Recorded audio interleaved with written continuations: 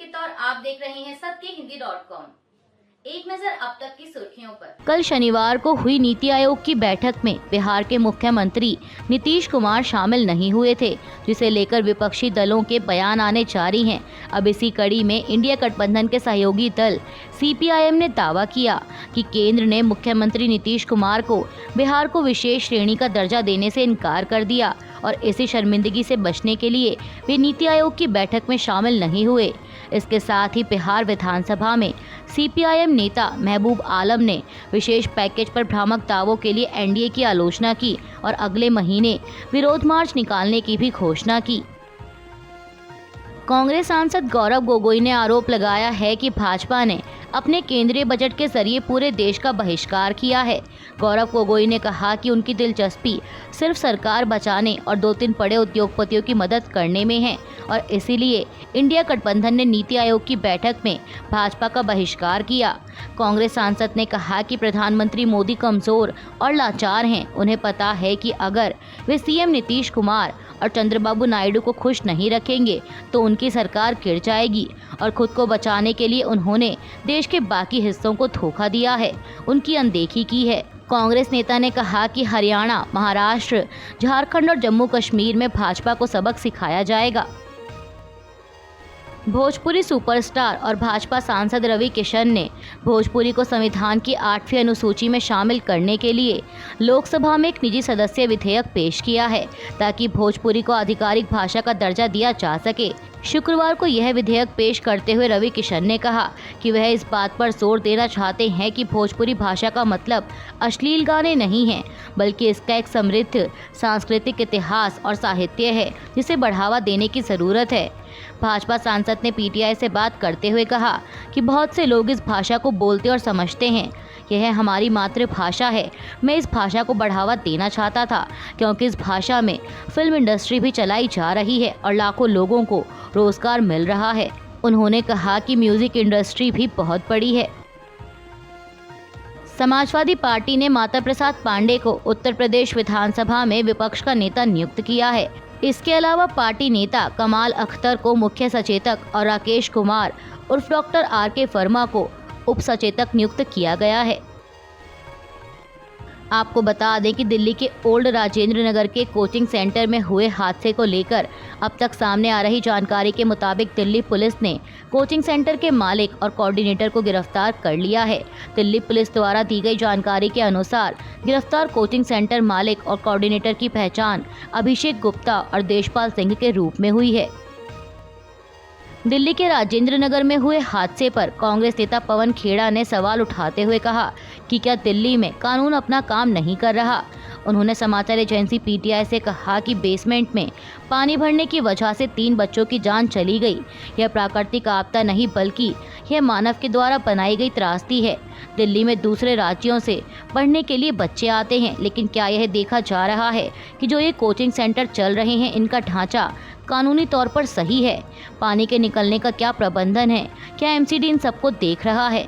पवन खेड़ा ने कहा कि ये वो सवाल हैं जो इस हादसे के इर्द गिर्द घूम रहे हैं। पिछले हफ्ते भी दिल्ली में करंट लगने की वजह से एक बच्चे की जान चली गई थी। क्या पढ़ने आ रहे बच्चों को इस तरह के हालात का सामना करना पड़ेगा? उन्होंने कहा कि कार्रवाई होनी चाहिए और जवाबदेही भी तय होनी चाहिए। दिल्ली कांग्रेस के अध्यक्ष देवेंद्र यादव रविवार को ओल्ड राजेंद्र नगर पहुंचे, जहां छात्र विरोध प्रदर्शन कर रहे हैं। छात्रों ने उनका भी विरोध किया और वापस जाओ का नारा लगाया। वहीं देवेंद्र यादव ने मीडिया से बात करते हुए कहा कि इस तरह की कई बिल्डिंग राजेंद्र नगर में स्थित हैं और ऐसे कई राजेंद्र नगर पूरी दिल्ली में हैं जो एक दिन की उपज नहीं है, सालों साल अनदेखी की गई है। उन्होंने कहा कि लोगों को अनियोजित तरीके से विकास करने दिया गया, इनमें कोचिंग सहित और कारोबार करने की इजाज़त दी गई, इसकी जांच होनी चाहिए। दिल्ली के ओल्ड राजेंद्र नगर में हुए हादसे पर उपराज्यपाल वीके सक्सेना की भी प्रतिक्रिया आई है। उन्होंने एक्स पर लिखा कि मैंने संभागीय आयुक्त से मंगलवार तक घटना के हर पहलू को शामिल करते हुए एक रिपोर्ट सौंपने को कहा है। हालांकि प्रशासन की उदासीनता और कोचिंग संस्थान चलाने वालों के आपराधिक कदाचार के कारण खोए गए अनमोल युवा जीवन को कोई भी वापस नहीं ला सकता, लेकिन जिन लोगों की जान गई है उनके दोषियों को सजा दी जाएगी। दिल्ली के राजेंद्र नगर इलाके में एक यूपीएससी कोचिंग सेंटर में 3 छात्रों की मौत के बाद आम आदमी पार्टी सरकार सवालों के घेरे में आ गई है। भाजपा कांग्रेस के साथ पार्टी की राज्यसभा सांसद स्वाति मालीवाल ने भी अपनी ही पार्टी पर सवाल उठाए हैं। स्वाति मालीवाल ने आज रविवार सुबह घटनास्थल का दौरा किया। इस दौरान उन्होंने समाचार एजेंसी ANI से कहा कि छात्र दुखी और गुस्से में हैं, क्योंकि अब तक दिल्ली सरकार के किसी मंत्री, दिल्ली के मेयर या किसी अधिकारी ने घटनास्थल का दौरा नहीं किया है। उन्होंने कहा कि इन बच्चों को अपने हाल पर छोड़ा गया है। ये कोई आपदा नहीं बल्कि सीधे सीधे मर्डर है। सरकार के सभी नुमाइंदों पर FIR दर्ज होनी चाहिए। स्वाति मालीवाल ने आगे कहा कि जितने बच्चे मरे हैं, सरकार को उनके परिजनों को 1 करोड़ रुपए की सहायता राशि देनी चाहिए और मंत्री और मेयर को तुरंत घटनास्थल पर आकर छात्रों से माफ़ी मांगनी चाहिए। उन्होंने कहा कि मैं इस मुद्दे को संसद में उठाऊंगी। वहीं घटनास्थल पर विरोध प्रदर्शन कर रहे छात्रों ने स्वाति मालीवाल का विरोध किया। प्रदर्शनकारी छात्रों का कहना था कि वो इस पर राजनीति नहीं करने देंगे।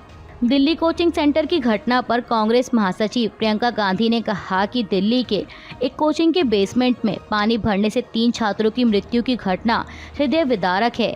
दिवंगत आत्माओं एवं शोकाकुल परिजनों के लिए ईश्वर से प्रार्थना करती हूँ। उन्होंने आगे कहा कि हाल ही में पटेल नगर में एक छात्र की करंट लगने से मौत हो गई थी। यह लापरवाही और अव्यवस्था की पराकाष्ठा है कि जो बच्चे दूर दूर से यहाँ अपने सपने पूरे करने के लिए आते हैं, उनकी ज़िंदगी भी उनसे छिन रही है। प्रियंका ने कहा कि यह आपराधिक और गैर जिम्मेदाराना है। इसकी जवाबदेही तय होनी चाहिए और सबसे ज़रूरी है कि जिन इलाकों में प्रतियोगी छात्र रहते हैं, वहां से हर वो निर्माण, हर गतिविधि जो अवैध और जानलेवा है, उसे दुरुस्त करना चाहिए। नेता विपक्ष राहुल गांधी ने भी राजेंद्र नगर में हुए हादसे पर प्रतिक्रिया देते हुए एक्स पर लिखा कि दिल्ली की एक बिल्डिंग के बेसमेंट में पानी भर जाने के कारण प्रतियोगी छात्रों की मृत्यु बहुत ही दुर्भाग्यपूर्ण है। कुछ दिन पहले बारिश के दौरान बिजली का करंट लगने से एक छात्र की मृत्यु हुई थी। सभी शोकाकुल परिजनों को अपनी भावपूर्ण संवेदनाएं व्यक्त करता हूं। राहुल गांधी ने कहा कि इंफ्रास्ट्रक्चर का ये कोलैप्स सिस्टम की संयुक्त असफलता है।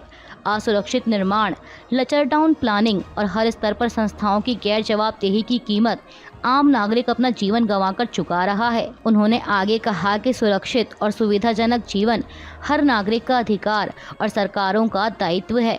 ओल्ड राजेंद्र नगर घटना पर दिल्ली मेयर शैली ओबरॉय ने कहा कि कल बहुत ही दुखद घटना हुई। जैसे ही घटना की जानकारी मिली, मैं तुरंत घटनास्थल पर पहुंची। वहां पर NDRF की टीम बचाव अभियान कर रही थी। दुख की बात है कि इस घटना में 3 बच्चों की मौत हो गई। उन्होंने बताया कि मैंने कमिश्नर MCD को एक पत्र लिखा है, जिसमें वो संस्थान जो MCD के क्षेत्राधिकार में आते हैं और वहां पर कानून के विरोध में बेसमेंट में कोचिंग सेंटर चल रहे हैं, उस पर सख्त कार्रवाई हो। अगर इस मामले में MCD अधिकारी भी शामिल मिलते हैं तो उसके खिलाफ भी सख्त कार्रवाई हो। शैली ओबरॉय ने कहा कि अगर ऐसे गैर कानूनी तरीके से कोचिंग सेंटर चल रहे हैं तो उस पर कार्रवाई होगी और अधिकारी पर भी कार्रवाई होगी। ऐसे समय में हमें आरोप प्रत्यारोप नहीं करना चाहिए, बल्कि कार्रवाई करनी चाहिए। सुल्तानपुर लोकसभा सीट पर समाजवादी पार्टी के रामभुवाल निषाद से हार का सामना करने के बाद भाजपा नेता मेनका गांधी इलाहाबाद हाईकोर्ट पहुंची हैं। उन्होंने अदालत में सपा सांसद रामभुवाल निषाद के निर्वाचन को चुनौती दी है। मेनका गांधी की ओर से दायर याचिका में कहा गया कि समाजवादी पार्टी सांसद रामभुवाल निषाद के ऊपर कुल मिलाकर 12 आपराधिक मामले लंबित हैं, जबकि चुनावी फॉर्म 26 भरते हुए उन्होंने सिर्फ 8 आपराधिक मामलों की बात कही है। बीजेपी नेता ने अपनी याचिका में कहा कि आपराधिक केसों का खुलासा न करना एक भ्रष्ट आचरण को दिखाता है। लोक प्रतिनिधि अधिनियम 1951 की धारा 100 के तहत ऐसा करना भ्रष्ट आचरण की श्रेणी में आता है। उन्होंने हाईकोर्ट से अपील करते हुए कहा कि सिर्फ इसी आधार पर सुल्तानपुर संसदीय सीट से समाजवादी पार्टी सांसद का चुनाव शून्य करने योग्य है। आपको बता दें कि लोकसभा चुनाव 2024 में सपा सांसद रामभुवाल निषाद ने सुल्तानपुर सीट से तत्कालीन भाजपा सांसद मेनका गांधी को 43,174 वोटों के अंतर से मात दी थी। प्रधानमंत्री मोदी की अध्यक्षता में हुई 2 बैठकों में मणिपुर के मुख्यमंत्री एन बीरेन सिंह के हिस्सा लेने पर कांग्रेस ने उनसे सवाल किया है। दरअसल कांग्रेस ने आज रविवार को कहा कि मणिपुर के लोग पूछ रहे हैं कि क्या मुख्यमंत्री बीरेन सिंह ने हिंसा प्रभावित राज्य की स्थिति पर चर्चा करने और पीएम को वहां आमंत्रित करने के लिए उनसे व्यक्तिगत रूप से भी मुलाकात की थी।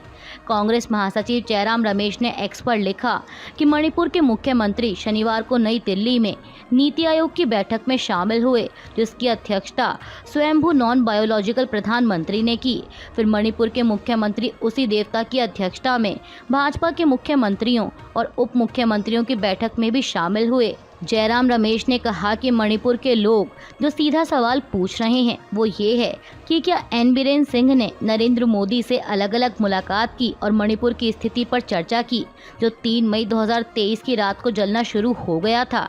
क्या एन बीरेन सिंह ने नरेंद्र मोदी को यूक्रेन की यात्रा से पहले या बाद में मणिपुर आने का निमंत्रण दिया था? दिल्ली में कल शनिवार को हुई नीति आयोग की बैठक से पश्चिम बंगाल की मुख्यमंत्री ममता बनर्जी ने वॉकआउट कर दिया था। उन्होंने आरोप लगाया था कि उन्हें मीटिंग में बोलने नहीं दिया गया और उनका माइक बंद कर दिया गया। अब ममता बनर्जी के इन आरोपों पर केंद्रीय मंत्री चिराग पासवान का जवाब आया है। उन्होंने समाचार एजेंसी ANI से बात करते हुए कहा कि ये गलत आरोप है कि नीति आयोग की बैठक में किसी का माइक बंद कर दिया गया। वहाँ पर माइक का कंट्रोल उस जगह बैठे इंसान का होता है, बाकी किसी का नहीं, तो ये बात बोलना झूठ है। केंद्रीय मंत्री ने आगे कहा कि जिस तरह से पश्चिम बंगाल की मुख्यमंत्री ममता बनर्जी आक्रामक तरीके से बैठक छोड़कर चली गईं, मुझे लगता है कि यह व्यवहार गलत था। ऐसा लगता है जैसे यह विपक्ष की सोची समझी रणनीति थी, ध्यान अपनी ओर आकर्षित करने के लिए साजिश की गई थी। चिराग पासवान ने कहा कि अगर किसी राज्य को लगता है कि उनके साथ अन्याय हुआ है तो नीति आयोग वह मंच है जहां आप उस मुद्दे को उठा सकते हैं। अभी के लिए बस इतना ही। बाकी की खबरों के लिए बने रहिए सबके हिंदी.com के साथ।